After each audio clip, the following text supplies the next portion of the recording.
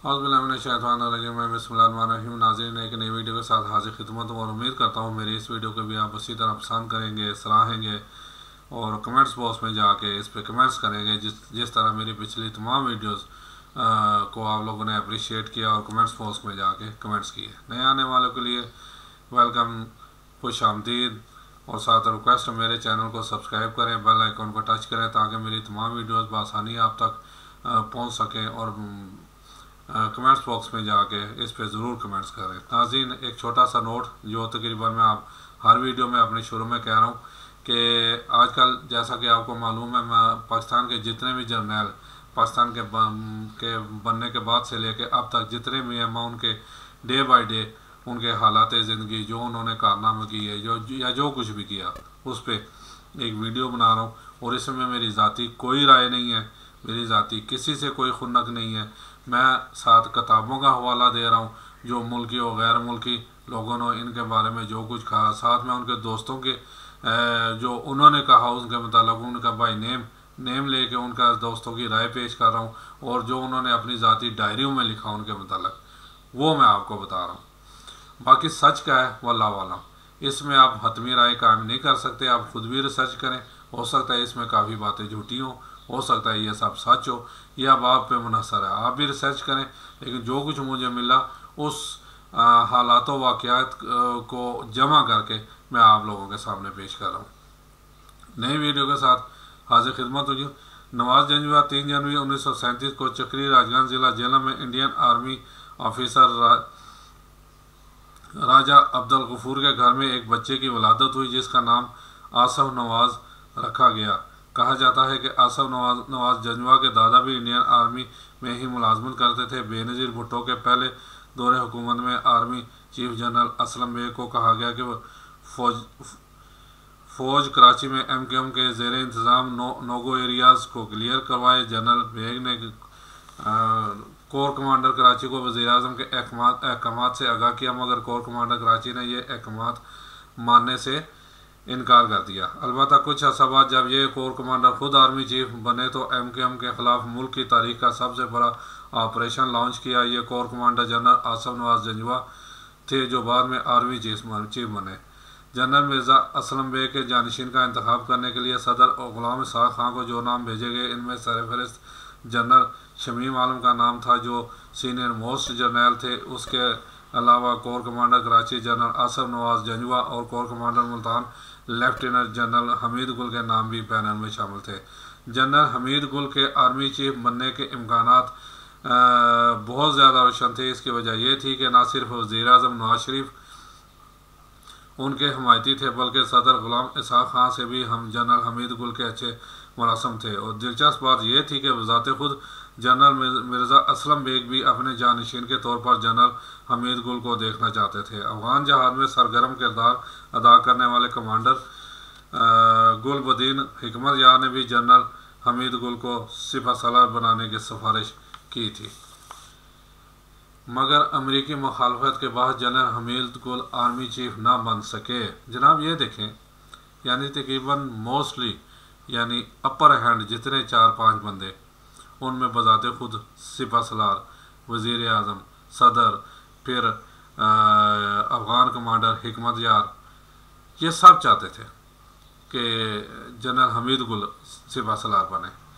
लेकिन हमारे अंदरूनी मामलात में किस हद तक जाके अमेरिका दखल अंदाजी करता है कि अंदाज़ा करें। सिर्फ जनरल हमीद गुल अमेरिका की नज़र में नापसंदीदा शख्सियत थी तो वो नहीं बन सका। यानी किसी में इतनी जुनूद नहीं हुई कि उसे कह सके कि जनाब ये हमारा ज़ाती मामला है, आप कौन होते हैं इसमें अमल दखल करने वाले। कब तक हम ये अमेरिका के नीचे लगे रहेंगे, कब तक हम एक बाकिरदार और ख़ुद मुख्तार कौम बनकर नहीं सामने आते। जब तक हम उनकी फरमाने, उनकी फरमाइशें और उनकी बजावरी करते रहेंगे, हमारे साथ यही कुछ होता रहेगा। खुदारा मैं तो यही कहूँगा कि अब एक खुददार कौम बन के उठे। और मुझे नहीं पता खान साहब ने उसे ये एब्सोल्युटली नोट कहा है कि नहीं कहा, लेकिन एक जुर्मंद लीडर, एक जुर्रतमंद क़यादत सामने आनी चाहिए, उसे वाकई कहे कि अब नहीं भाई, अपने हाथ में रहे, अब हमारे ज़ाती मामलात में जो है ना दखलंदाजी नहीं करनी। लेकिन पता नहीं पाकिस्तान में कोई ऐसी जुर्रतमंद लीडर और गैरतमंद लीडर आएगी कि नहीं आएगी। इसमें अब मैं हमेशा जो पहले भी बात करता हूँ, आवाम का भी बहुत अमल दखल है। जब तक वो अपने वोट का सही इस्तेमाल नहीं करेंगे और ऐसे बंदे को वोट नहीं देंगे जो बागैरत हो, बगैरत ना हो, बागैरत हो, खुददार हो और पाकिस्तान से प्यार करने वाला हो, फिर हमारे साथ यही होता रहेगा। जी आगे चलते हैं जी। हैरत अंगेज़ तौर पर नवाज शरीफ ने आर्मी चीफ के इंतखाब के लिए अपना वज़न हमीद गुल के पल्ले में डालने के बजाय समरी पर अपनी राय ज़ाहिर किए बगैर ही फाइल ईवान सदर भिजवाकर बॉल सदर गुलाम इसहाक खान के कोर्ट में फेंक दी। सदर और गुलाम इसहाक खान ने जनरल हमीद गुल को अपने दफ्तर बुलाकर बताया कि वो ज़रूर इन्हें आर्मी चीफ बनाते, लेकिन अमेरिका की मुखालफत के बाद से ये मुमकिन नहीं। यहाँ फिर थोड़ा सा मैं राय दे दूँ कि क्या लेने वो गल फिर वही पंजाबी कहते अम लैन वास्ते तो सदर बनया सा। उस वक्त सारी कुवतें सदर गुलाम इसहाक के पास थी सारी, तो फिर बेबसी देखें उसकी क्या फ़ायदा। सदर गुलाम इसहाक खान ने यह भी कहा अमरीकी सफ़ीर रॉबर्ट ओकले तो जनरल हमीद गुल को जनरल सद्दाम गुल कहा करते थे। सदर गुलाम इसहाक खान ने सीनियर मोस्ट जनरल शमीम आलम को chairman chief of joint committee मुकर्रर कर दिया, जबकि जनरल आसफ नवाज जंजवा को अफवाज पाकिस्तान का 10वां सिपह सलार मुकर्रर कर दिया। जनरल आसफ नवाज जंजवा की आर्मी चीफ मुकर्रर होने के बाद भी जनरल हमीद गुल से खौफजदा थे। जनरल आसफ नवाज जंजवा जनरल हमीद गुल से यूं डरते रहते जैसे बच्चे बोगीमैन के खौफ से सहम जाते हैं। बोगीमैन असल में एक मसनूई बला या भूतनुमा खिलौना होता है। खौफजदा किस्म के बाजार में देखे होंगे, वो ज़रा दांत बड़े ऐसे खिलौने ना, तो ऐसे उसे बोगीमैन कहा जाता है जी। मसनूई बला या भूतनुमा खिलौना होता है जिससे बच्चे खौफजदा हो जाते हैं। हेन किसलिंग की किताब द ISI और पाकिस्तान में इंकशाफ किया गया है कि जनरल आसफ नवाज ने जनरल बेग को बताया कि जनरल हमीद गुल ने अफ़गानिस्तान में अपने बारिश दोस्तों को उन्हें कत्ल करने का टास्क दिया है जी, टास्क दिया है। कातलाना हमले के पेश नज़र जनरल आसफ नवाज जंजवा हर रात कमरा बदल कर सोते। जनरल बेग ने उन्हें इस नए बंगले में मुंतकिल होने की पेशकश की जो vice chief of army staff के लिए बनवाया गया था। जनरल आसफ नवाज जंजवा इस नई रिहाइशगाह में मुंतकिल हो गए और अपनी हिफाजत के लिए 100 फौजी कमांडोज तैनात कर लिए। ये है जी हमारे चीफ ऑफ आर्मी स्टाफ, देख लें। यानी जो बंदा इतना डर रहा हो, यानी मौत से इतना खौफजदा हो, क्या मौत उसे आई नहीं। यानी 100 फौजी कमांडोज अपने बंगले के इर्द गिर्द, कहीं वो जनरल हमीद गुल मुझे कत्ल ना करवा दे। ठीक है जी। जनरल आसफ नवाज फ़ौज की कमान संभालने के बाद भी जनरल हमीद गुल से खाइफ रहे, मगर उनमें इतनी हिम्मत भी ना थी कि जनरल हमीद गुल को फ़ौज से निकाल बाहर करते। जनरल आसफ नवाज ने यह मनसूबा तैयार किया कि जब वो अमेरिका के दौरे पर हों तो उनकी अदम मौजूदगी में हमीद गुल का तबादला कर दिया जाए।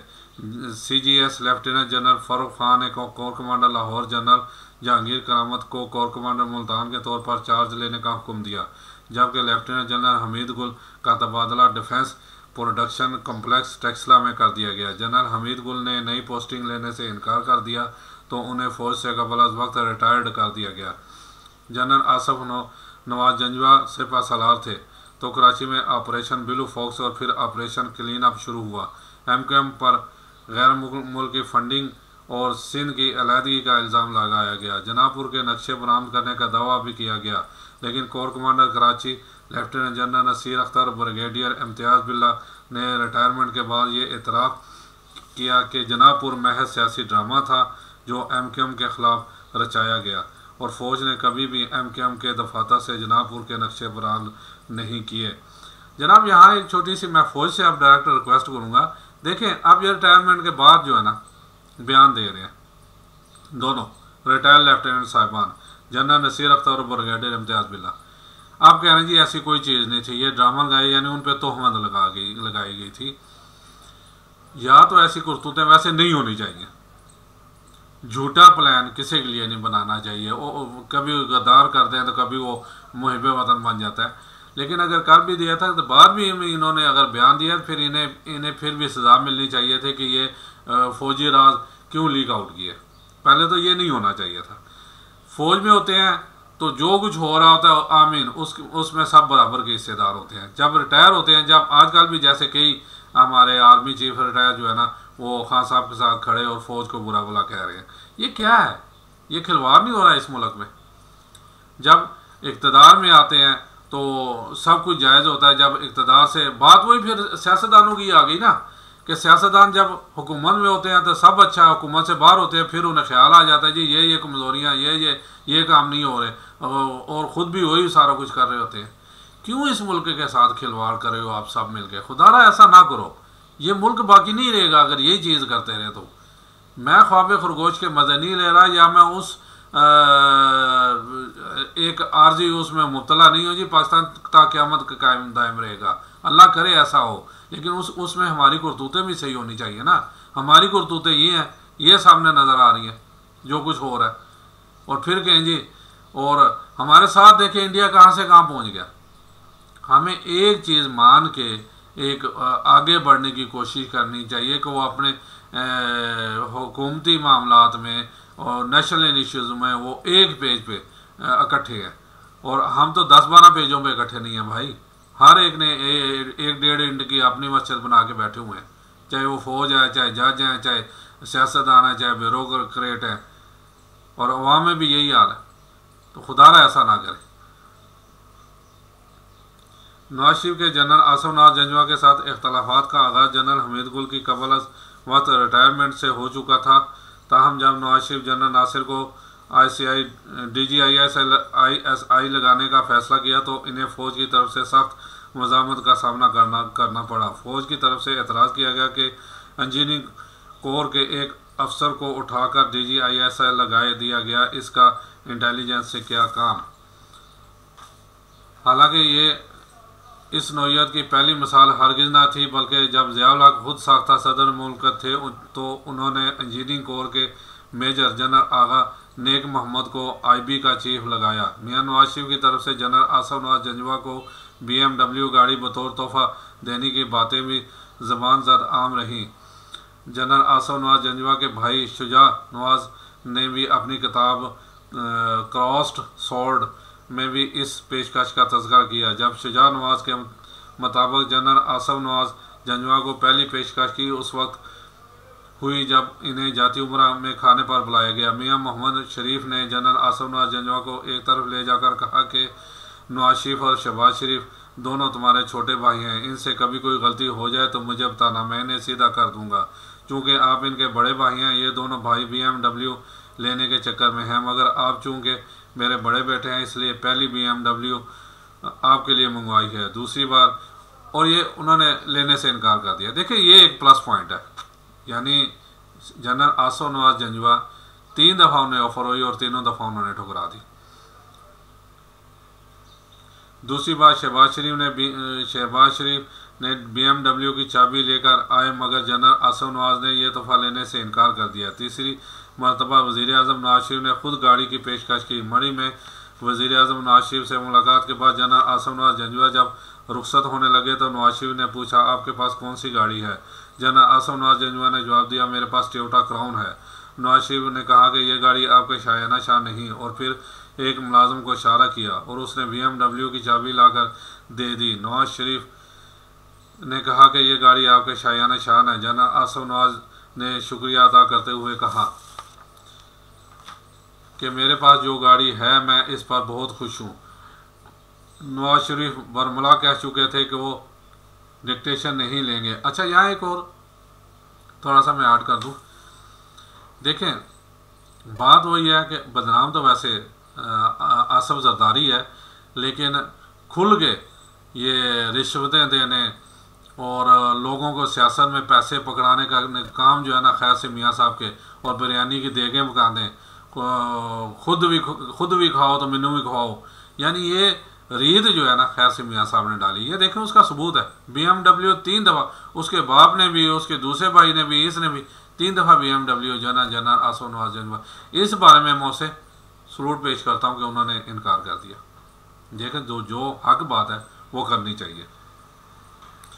8वीं तरमीम के खात्मे के लिए कमेटी कायम करके बेनज़ीर भुट्टो की तरफ दोस्ती का हाथ बढ़ाया गया और एक मौका पर नवाज शरीफ ने IB चीफ ब्रिगेडियर इम्तियाज़ बिल्ला से गुफ्तगू करते हुए कहा कि मैं जनरल आसिफ नवाज जंजवा को जनरल गुल हसन बना दूंगा। ये रिपोर्ट जब आसिफ नवाज जंजवा तक पहुंची तो उन्होंने जवाबी हमले की तैयारियां शुरू कर दी। जनरल आसिफ नवाज जंजवा की सियासतदानों से बढ़ती हुई मुलाकातें उनके अज़ाइम आश्कार कर रही थी। अचानक नामालूम मुहिब वतन पाकिस्तानियों की जानिब से लाहौर, रावलपिंडी और इस्लामाबाद के मुख्तलिफ इलाकों में बैनर्स लगे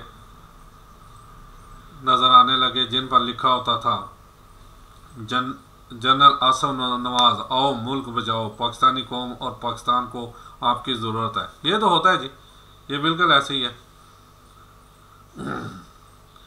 जनरल आसिफ नवाज जंजवा आने और मुल्क बचाने की तैयारियों में मसरूफ़ थे। इस दौरान फरवरी 1992 में उन्होंने अमेरिका का दौरा किया, जिससे मार्शल लॉ की आम से मुतल्लक अफवाहों और सरगोशियों का सिलसिला मज़ीद तेज़ तर हो गया। बेगम आबदा हुसैन जो उन दिनों अमेरिका में पाकिस्तान की सफ़ीर थी, उन्होंने इस दौरा अमेरिका की तफसील अपनी किताब पावर फेलियर में बयान की है। जनरल आसिफ नवाज को पाकिस्तानी सफ़ीर आबदा हुसैन ने ब्रीफिंग दी कि अमरीकी हुकाम से 1-to-1 मुलाकात ना की जाए। जनरल आसिफ नवाज जंजवा अमरीकी वज़ीर दफ़ा डिक चीनी से मिलने पेंटागन गए तो आबदा हुसैन को यह कहकर उठा दिया गया कि डिक चीनी जनरल आसिफ नवाज जंजवा से अलहदगी में बात करना चाहते हैं।